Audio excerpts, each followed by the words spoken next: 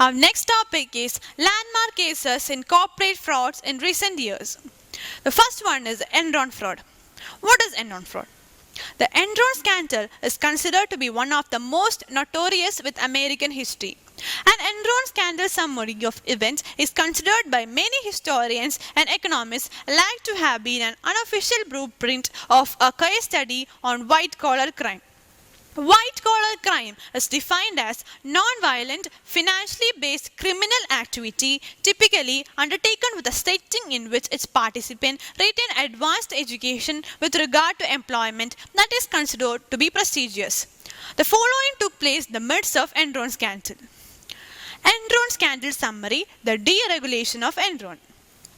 While the term regulation within a commercial and corporate setting typically apply to the government's ability to regulate and authorize commercial activity and behavior with regard to individual businesses, the Enron executives applied for and were subsequently granted government deregulation. As a result of this declaration of deregulation, Enron executives were permitted to maintain agency over the earning reports that were released to investors and employees alike. Enron scandal summary, misrepresentation. By misrepresenting earnings report while continuing to enjoy the revenue provided by the investors, not provide to the true financial condition of Enron, the executives of Enron embezzled funds funneling in from investments by reporting fraudulent earnings to those investors. This has not only proliferated more investment from current stakeholders, but also attracted new investors desiring to enjoy the apparent financial gains enjoyed by the Enron Corporation. Then, the Enron scandal summary, embezzlement. An Enron scandal summary of the act of embezzlement undertaken by Enron executives may be defined as the criminal activity involving the unlawful and unethical attainment of monies and funding by employees. Typically, funds that are embezzled are intended for company use in lieu of personal use. While the Enron executives were pocketing the investment funds from unsuspecting investors, those funds were being stolen from the company, which resulted in the bankruptcy of the company. Then, Enron scandal summary, losses and consequences. Due to the action of Enron executives, the Enron company went bankrupt. The loss sustained by investors exceed $70 billion. Furthermore, these actions cost both trustees and employees upward of $2 billion. This total is considered to be a result of misappropriated investments, pension funds, stock options, and saving plans. As a result of the government regulation and the limited liability status of the Enron Corporation, only a small amount of the money lost were ever returned. Next one is the WorldCom fraud. WorldCom, plagued by the rapid erosion of its profit and accounting scandal that created billions in illusory earnings, last night submitted to the largest bankruptcy filing in United States history. The bankruptcy is expected to shake an already wobbling telecommunication industry, but is unlikely to have an immediate impact on customers, including the 20 million users of MCI long-distance services. The WorldCom filing lists more than $107 billion in assets, far surpassing those of Enron, which filed a bankruptcy last December. The WorldCom filing had been anticipated since the company disclosed in late June that has improperly accounted for more than $3.8 billion of expenses. Next one is Bearing Bank case. In 1995, the financial markets were shaken by a massive scandal. Barings, one of the most prestigious banks in the United Kingdom, was bankrupt following losses caused by Nick Leeson, one of its traders, aged 28 years. London, beginning of the year 1990. The prestigious Barings Bank sent one of their traders, a young Englishman named Nick Leeson, born in February 1997, to work in its Singapore branch. Baring is one of the most reputable financial institutions in all of the United Kingdom, founded in 1762 by the Dutch Johan Baring, who has immigrated to England. Barings formed part of the country's history. Even the Queen of England was among its clients. His adolescence was spent at Waterford, where they attended high school, where after he began to work at Coutts and Company and then spent 2 years at Morgan Stanley. Here, he took up a position as an operation assistant, allowing him to become familiar with the financial markets, which was gaining more significance towards the end of 1980s. Lesson then joined Barings. He quickly made a good impression within the respectable establishment. He was promoted on the trading floor and in 1990 was appointed manager in Singapore, where he had to operate on the futures of Cymex. A relentless worker, Nick Leeson quickly became a re-owned operator of derivative product market on Cymex and is considered as one of those who moves the market. From 1992, Leeson made unauthorized speculative traders that at first made huge contribution for Barings, up to 10% of bank's profit at the end of 1993. He became a star within the organization, earning unlimited trust from his London bosses, who considered him nearly infallible. However, he soon lost money in his operations and hid the losses in an error account, or claimed that the account had been opened in order to correct an error made by an inexperienced member of the team. And the Barings seemed completely inefficient. At the end of 1994, his total losses amounted to more than £208 million, almost half of the capital of Barings same time. Leeson hid documents from statutory auditors of the bank, making the internal control off. On January 16, 1995, with the aim of recovering his loss, Leeson placed a short straddle on Singapore Stock Exchange and on Nikkei Stock Exchange, betting that Nikkei would drop below 19,000 points. But the next day, the unexpected earthquake of Cape shattered his strategy. Nikkei lost 7% in the week, while the Japanese economy seemed on the verge of recovery after 30 weeks of recession. Nick Leeson took a $7 billion value future position in Japanese equities and interest rates linked to the variation of Nikkei.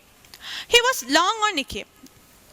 In the 3 days following the earthquake of Cape, Leeson bought more than 20,000 futures, each worth $180,000. He tried to recoup his losses by taking even more risky position, betting that Nikkei Stock Exchange would make a rapid recovery. He believed he could move the market, but he lost his bet, worsening his losses. They attained an abysmal low, more than double the bank's capital, who is now bankrupt because his own capital would be insufficient to absorb the losses generated by Leeson. The next one is the Satyam case. It is about corporate governance and fraudulent auditing practices, allegedly inconvenience with auditors and chartered accountants. The company misrepresented its accounts both to its board, stock exchanges, regulators, investors, and all other stakeholders. It is a fraud which misled the market and other stakeholders by lying about the company's financial health. Even basic facts such as revenues, operating profit, interest liabilities, and cash balances were grossly inflated to show the company in good health. The promoters are primarily culprits, although it is almost impossible to misrepresent such facts without the convenience of auditors and some executive board members. Independent directors, it seems, were kept in the dark about the actual books of accounts. The role of external third-party auditors, who were tasked to ensure that no financial bungling is undertaken, carry out promoters' interest, or hide fact, has also been brought to question. Satyam Systems, a global IT company based in India, has just been added to a notorious list of companies involved in fraudulent financial activities, one that includes such as Enron, WorldCom, Societe Generale, Palmlet, etc.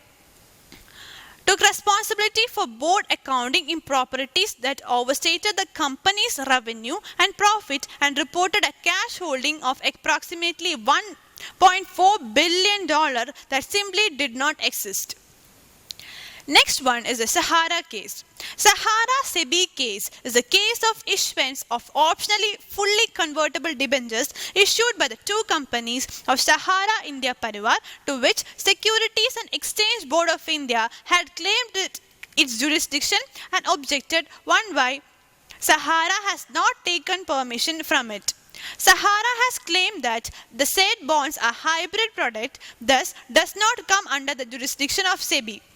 Instead is governed by Registrar of Companies under Ministry of Corporate Affairs, from which the two companies of Sahara has already taken permission and submitted the red herring prospectus with ROC before issuing the bonds. SEBI in turn ordered Sahara's two companies to stop issuing the said bonds and return monies to investors. Sahara contested the case in various courts, which eventually came to Supreme Court of India. As per investor, average deposits are of 8,400 rupees. Hence, it can be repaid in cash as per law. On 14th June 2012, the group had provided details of financials up to April 30, 2012. While the court reserves its order, Sahara claims that it has already paid to 93% of the investors and discharged its OFCD liability to the tune of rupees 23,500 crores, and also around 22,060 crores are left, against which Sahara has already deposited more than 12,000 crores, which has with interest swelled to rupees 16 crore. By August 31, 2012, the date of Supreme Court order, the order repaid majority of its OFCD investors during May, the last date of hearing, and by August 30th, 2012, the final order. Since these repayments have not been taken into consideration, Sahara maintains that any money paid now will obviously mean a double payment towards one liability. Furthermore, the market regulator SEBI advertised 4 times more than 144 newspapers to ask investors of Sahara to refund the money. And since August 20th, SEBI has only refunded rupees 64 crore to the investors, while it has rupees 16,000 crore from Sahara. On October 2014, a shocking revelation was made when only around 4,600 investors in two Sahara Group companies had come forward to claim refunds from the Securities and Exchange Board of India, which had asked those who had purchased bonds issued by the entities to claim their money. Reports also suggested that between the time that SEBI first initiated the inquiry 4 years ago and the Roy's eventual detention, and it is not that till today there is not a single charge against him, there has not been a single instance of an investor in either of two Sahara firms undervote actually filing a police complaint or going to court. The case itself comprises big numbers such as collection of rupees 24,000 crore from 3 crore individuals, while once in 2013, Sahara sent 127 trucks containing 31,669 cartons full of over 3 crore application forms and 2 crore redemption vouchers to SEBI office. Apparently, this has resulted into a huge traffic jam on outskirts of Mumbai, where the regulator is headquartered. SEBI, on the other hand, because the trucks reached after the office hours, SEBI rejected the second batch of files, which as per Sahara contained 25% of investor information.